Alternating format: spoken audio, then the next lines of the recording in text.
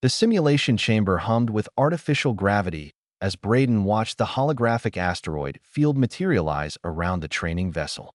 This was supposed to be a routine emergency response drill, the kind the Galactic Defense Academy ran every semester for mixed-species cadet squads. Nothing special. Nothing dangerous. Beside him, Alyssa adjusted her neural interface headset, her fingers dancing across the navigation console. "Ready when you are," she said, flashing him a quick smile. They'd been partnered for 3 months now, and Braden had learned to trust her instincts almost as much as his own. The VRYNN instructor, a towering mantis-like being named Thresh, stood at the command center with 2 other alien supervisors. "Cadets," Thresh's translator crackled. "Today's scenario involves a sudden stellar flare while navigating dense asteroid debris. Your objective is to reach the safe zone before radiation levels become lethal. Standard procedure. Begin." The simulation started smoothly enough. Alyssa called out coordinates while Braden managed the shield modulation, their human reflexes surprisingly quick compared to most other species in the Academy. The Galactic Council had only recently allowed Earth to join their military training programs, and humans were still proving themselves. Then everything went wrong. The holographic display flickered. Once, twice. Then the entire simulation destabilized.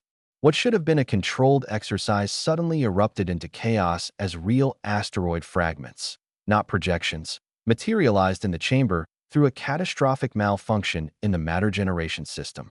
Emergency shutdown. Thresh's mandibles clicked frantically at the control panel. The safety protocols, they're not responding. Braden's heart hammered as he saw the truth on his display. The simulation had somehow tapped into the station's actual mass converters, pulling real matter into the training chamber. Worse, the stellar flare was now generating genuine radiation that the chamber's failing shields couldn't contain. The other instructors were frozen, their multiple eyes wide with what Braden recognized as species-specific panic responses. The VRYNN's evolutionary history made them lock up during system failures. The Keltheran supervisor was already retreating toward the exit, following instincts that prioritized individual survival. 23 cadets from 6 different species filled the chamber. They'd all die in minutes if someone didn't act. "Alyssa," Braden shouted over the alarms. "Can you reroute auxiliary power to the containment field?" She was already moving, her human adaptability kicking in. "On it. But someone needs to pilot us out. Manual control only." Braden didn't think. He lunged for the instructor's command station, physically pulling the paralyzed Thresh aside. His fingers flew across the alien interface, years of gaming and simulation training making the unfamiliar controls almost intuitive. Humans hadn't evolved for any specific environment. They'd evolved to adapt to any environment. "All cadets, strap in now," he barked through the comm system, his voice carrying an authority that surprised even himself. "Alyssa, I need those shields up in 30 seconds. 20, she shot back, her hands moving in a blur. The training vessel lurched as real asteroids pummeled the weakening hull. Braden pulled up the navigation chart, his mind processing vectors and trajectories faster than the ship's computer could calculate optimal routes. Another human trait, pattern recognition under pressure. He saw it, a narrow corridor between 2 massive asteroids, barely wide enough for their vessel, leading to the station's emergency bay. The angle was impossible. The timing required split-second precision.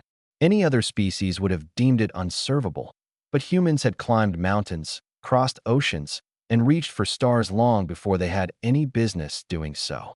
"Hold on to something." Braden slammed the manual thrusters to full power. The vessel screamed through the gap. Sparks flew as the hull scraped against ancient space rock. Behind him, cadets from species that had mastered space travel for millennia clutched their harnesses in terror, while 2 humans, barely 20 years old, performed the impossible. "Shields at 40%. Alyssa called out. "It's enough. We're going to make it." They burst into the emergency bay with seconds to spare. Braden executed a hard burn that would have torn apart most ships, but the training vessel, built to survive cadet mistakes, held together just long enough. They crashed through the containment field into safety, alarms wailing, smoke pouring from overloaded systems. Silence fell like a hammer. Braden's hands were shaking on the controls. Alyssa slumped in her seat, breathing hard. Behind them, 23 cadets sat in stunned disbelief. The instructors remained frozen, their biology still catching up to the crisis that had just passed. Then Thresh moved, mandibles clicking in what Braden had learned was profound respect. You saved us. Both of you. When we could not function, we did what needed doing. Alyssa interrupted, standing on wobbly legs. Sir, the aftermath was a blur of medical checks, incident reports, and investigations. The malfunction was traced to a cascade failure in the simulation's safety systems, a 1 in a billion chance that had nearly killed everyone. The Academy's safety board was in chaos. Lawsuits from a dozen species representatives were threatened. Braden and Alyssa just wanted to sleep. 3 days later, Braden woke to his comm device screaming with notifications. Bleary-eyed, he opened the first message to IT was from Earth's unified government. Cadet Braden Shun, you have been inducted into the Terran Honor Registry for exceptional valor and leadership in the preservation of sentient life under extreme duress. His door burst open. Alyssa stood there, still in her sleep clothes, holding her own comm device with an identical message. Are you seeing this? They'd been added to humanity's highest honor roll, a list that included everyone from ancient war heroes to the scientists who'd cracked faster than light travel. News feeds across human space were calling them the Academy Heroes. The Galactic Council had issued a formal commendation. Other species were analyzing the incident, trying to understand how 2 untrained humans had succeeded where experienced instructors had failed.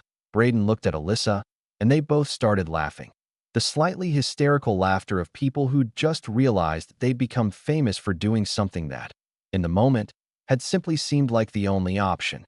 You know what the crazy thing is? Braden said, collapsing onto his bunk. We didn't even think about it. We just did it. Alyssa nodded, a strange expression crossing her face.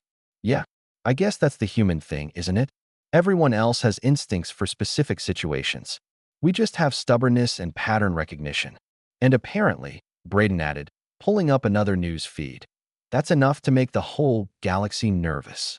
The article showed interviews with alien cadets, all expressing variations of the same amazed disbelief. Humans don't freeze. They don't retreat. They just keep solving problems until they run out of problems, or time. Thresh had said it best in the official report. Humanity may be the youngest species in the Galactic Council, but they possess something we have forgotten in our millennia of civilization: the ability to act when action seems impossible. They are dangerous because they do not know when to give up. They are valuable for exactly the same reason. Braden and Alyssa exchanged a look. They were just 2 kids from Earth who'd wanted to see the stars. They'd never asked to be heroes. But as the messages kept flooding in, from grateful cadets, from proud Earth citizens, from curious aliens wanting to understand these strange, adaptable creatures, they began to understand what they represented. Humanity wasn't the strongest species. They weren't the smartest or the longest lived. But when everything went wrong, when protocols failed and instincts paralyzed, humans had one advantage that millennia of evolution in stable environments couldn't match. They'd never learned that some problems were unsolvable, and sometimes that made all the difference.